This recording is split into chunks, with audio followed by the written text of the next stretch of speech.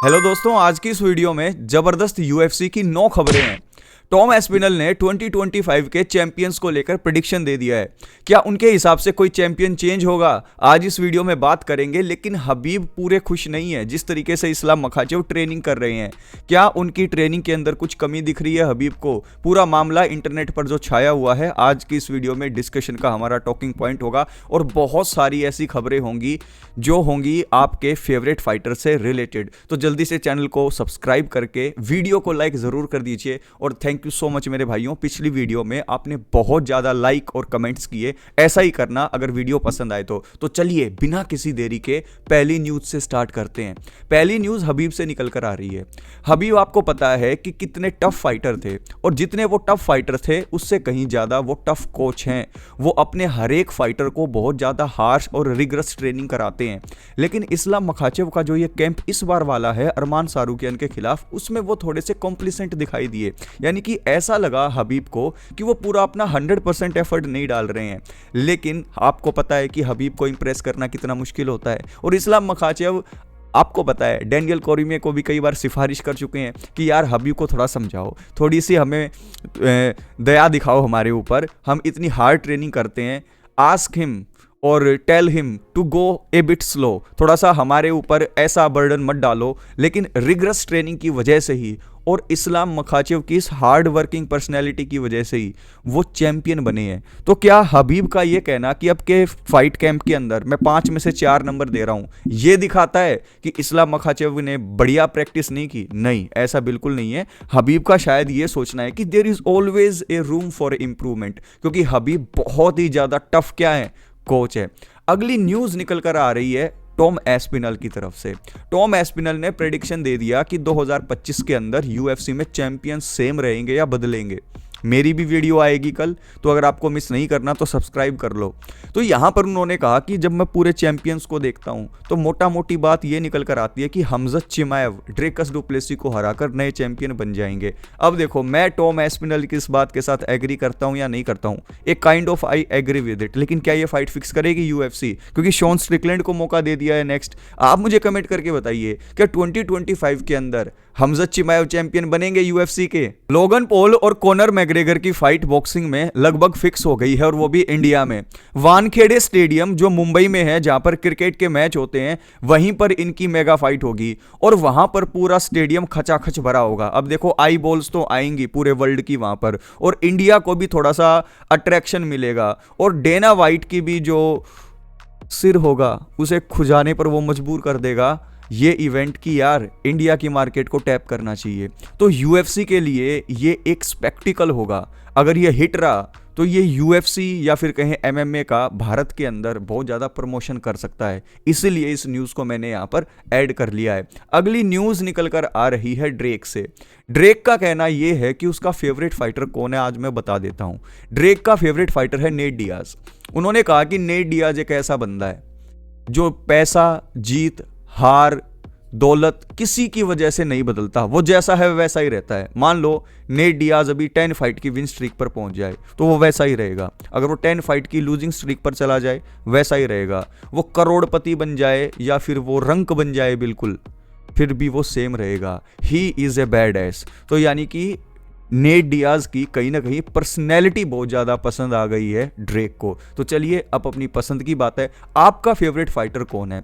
आप किसकी पर्सनैलिटी को पसंद करते हो और क्यों पसंद करते हो? कमेंट बॉक्स में कमेंट करके बताइएगा। जैसे पिछली वीडियो में बताया था कि फेवरेट फाइटर कौन है आपके। इंटरेस्टिंग चॉइसेस थी आपकी, तो ये वाला जरूर आप नीचे कमेंट कीजिएगा।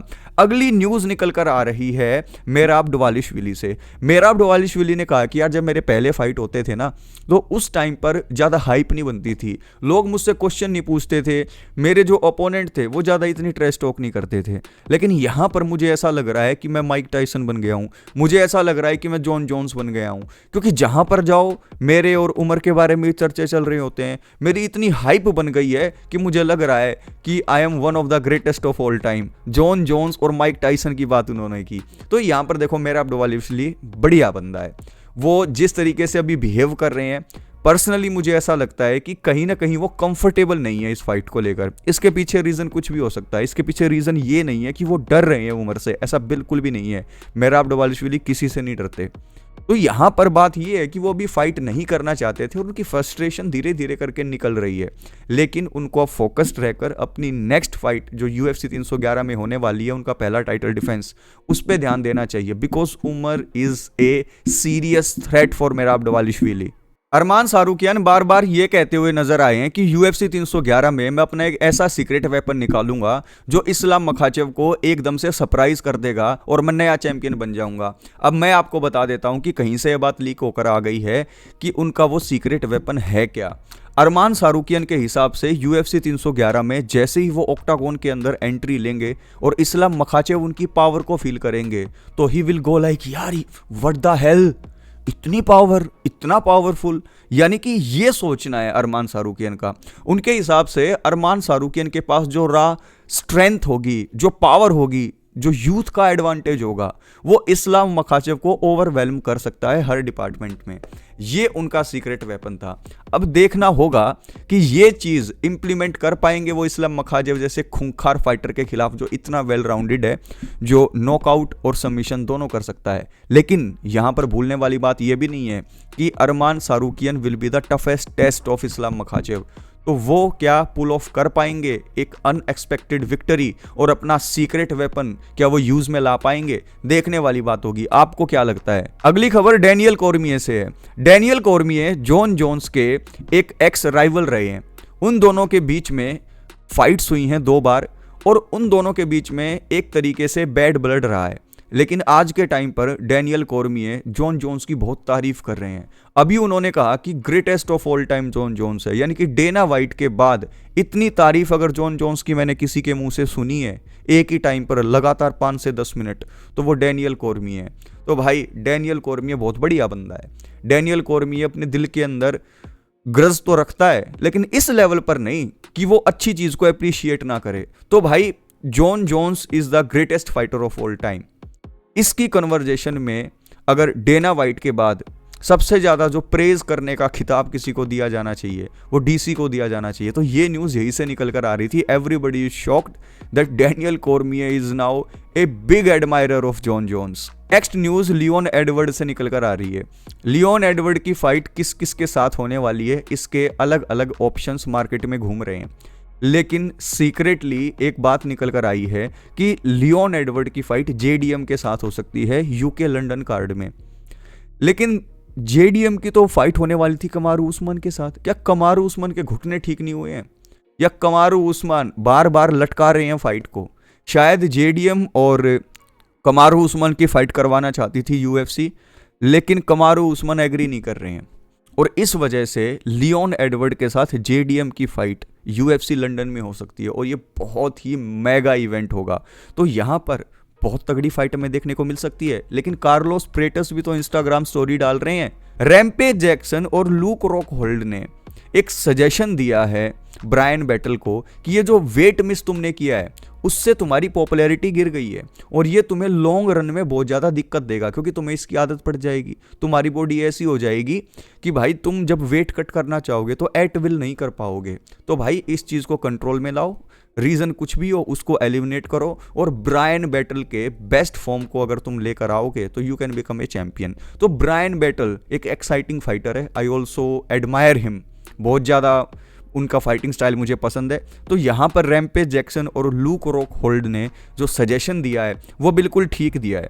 डोनाल्ड सिरोनी यूएफसी के अंदर आने वाले हैं, ये खबर बहुत पहले मैंने आपको दे दी थी। अब वो ड्रग टेस्टिंग पूल में भी आ गए हैं, क्योंकि कोई भी फाइटर एकदम से आकर नेक्स्ट डे फाइट नहीं कर सकता। उसे 5 से 6 महीने रहना पड़ता है ड्रग टेस्टिंग पूल में कि उसकी बॉडी बिल्कुल नेचुरल है, उसने कुछ ऐसी चीज़ें इंटेक नहीं कर रखी एंड नाउ उसको ग्रीन फ्लैग मिल गया है फाइट करने का। तो अब जब उन्होंने एंट्री ली पूल में तो इससे एक बात तो क्लियर हो गई कि उनकी फाइट यूएफसी में होने वाली है। Donald Cowboy Cerrone is going to come back. लेकिन उनका अपोनेंट कौन होगा, यही सोचकर सभी लोग अपने सिर को खुजा रहे हैं, क्योंकि अगर डोनाल्ड सिरोनी वापस आ रहे हैं तो किसी छोटे मोटे फाइटर के साथ तो फाइट करेंगे नहीं, क्योंकि ये मनी फाइट होगी। तो किसके साथ होगी?